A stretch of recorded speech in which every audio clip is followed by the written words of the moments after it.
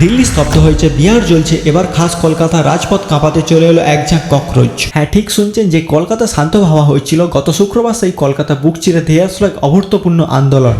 Cockroach জনতা party বা সিজিপির ছাত্ররা যেভাবে কলকাতার পুলিশের ব্যারিকেড ভেঙে গুড়িয়ে দিল, তা দেখে নবান্ন থেকে দিল্লি পর্যন্ত সবার ঘুম উড়ে গেছে। কিন্তু প্রশ্ন হলো, দিল্লি এই যন্তর মন্তরে আগুন হঠাৎ কলকাতায় এসে জ্বলল কেন?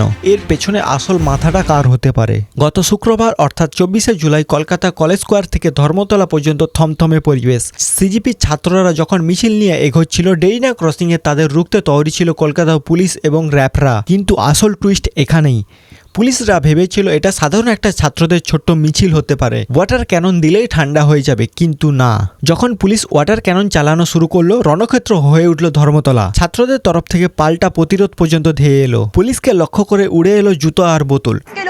বোতল ছুটতে থাকে আন্দোলনকারীরা, পুলিশকে লক্ষ্য করে জুতো ছোড়া হয়, লাঠি ছোড়া হয়। পুলিশের লাঠিচার্জে রক্ত ঝরল ছাত্রদের, আর ক্ষোভে আগুনে ছড়িয়ে পড়ল গোটা কলকাতা। কিন্তু এটা কি সির্ফ একটা ছাত্র আন্দোলন, নাকি এর পেছনে রয়েছে কোনো সুগভীর প্ল্যান? এবার আসা যাক সেই তথ্যে, যা অনেকেই এই তথ্য চেপে দেওয়ার চেষ্টা করছে। কলকাতা এই আন্দোলনের রিমোট কন্ট্রোল আসলে কার হাতে ছিল? খবর অনুযায়ী এই কলকাতার আন্দোলনের মূল সূত্রপাত দেদীপ্য গঙ্গোপাধ্যায় নামে এক যুবকের হাত ধরে, যিনি নিজেকে সিজিবি প্রতিনিধি হিসেবে দাবি করে কলকাতা পুলিশের কাছে ইমেল করে মিছিলের পারমিশন পর্যন্ত চেয়েছিল। কিন্তু পুলিশ যখন এই পারমিশন বাতিল করে দিল, তখন মাস্টার ট্রোক খেলল সিজিপি। তারা কলকাতার রাজপথে দখল করতে হাত মেলালো পশ্চিমবঙ্গের সবচেয়ে পুরনো এবং চড়া মেজাজি বামপন্থী ছাত্র সংগঠন এসআইএফ এবং এআইএস এর সাথে।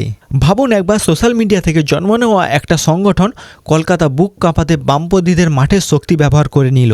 আলিয়া ইউনিভার্সিটি থেকে শুরু করে যাদবপুর পর্যন্ত কলকাতার সমস্ত ক্ষুদ্র ছাত্রছাত্রীরা এক হয়ে আছড়ে পড়ল ডেরিনা ক্রসিংয়ে।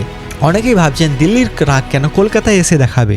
ভারতের শিক্ষা ব্যবস্থাকে যেভাবে নিয়ে ছিনিমিনি খেলা হচ্ছে, লাখ লাখ মেডিকেল পরীক্ষার্থী ভবিষ্যৎ যেভাবে অন্ধকারের দিকে ঠেলা হয়েছে, তার বিরুদ্ধে এই বিস্ফোরণ। দিল্লির যন্তর মন্তর আন্দোলনকারীদের ওপর যখন লাঠি চালানো হলো, সমাজকর্মী ওয়াংচুকের অনশনকে যখন অবজ্ঞা করা হলো, তখন কলকাতার ছাত্র সমাজ ঠিক করে নেয় তারা আর ঘরে বসে থাকবে না। দিল্লি আর বিহার যা করে দেখাতে পারেনি, এই ককরোচ তা কলকাতায় করে দেখাবে, আর সেটাই ঠিক হলো। কিন্তু এই গল্পের সবচেয়ে বড় টুইস্ট আসতে চলেছে আগামী সোমবার।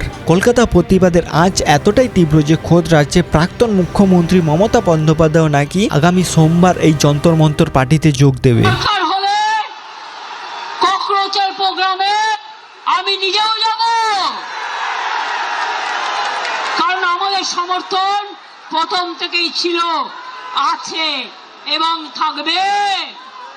অর্থাৎ যে আন্দোলনকে ছাত্র আন্দোলন বলে উড়িয়ে দেওয়া হচ্ছিল, তা এখন দিল্লির সিংহাসন কাঁপানোর মতো একটা রাজনৈতিক সুনামি হয়ে দাঁড়িয়েছে। কলকাতা প্রমাণ করে দিল যে এই ছাত্রের গায়ে হাত দিলে মাসুল কেন্দ্র থেকে রাজ্য সব সরকারকেই দিতে হবে। কলকাতা রাজপথ থেকে শুরু হওয়া এই লড়াই কি পারবে ভারতের দুর্নীতিগ্রস্ত শিক্ষা ব্যবস্থাকে উপড়ে ফেলে দিতে, নাকি এই সরকারের পুলিশদের জোরে সেই ছাত্রদের মুখ বন্ধ করে দেওয়া হবে?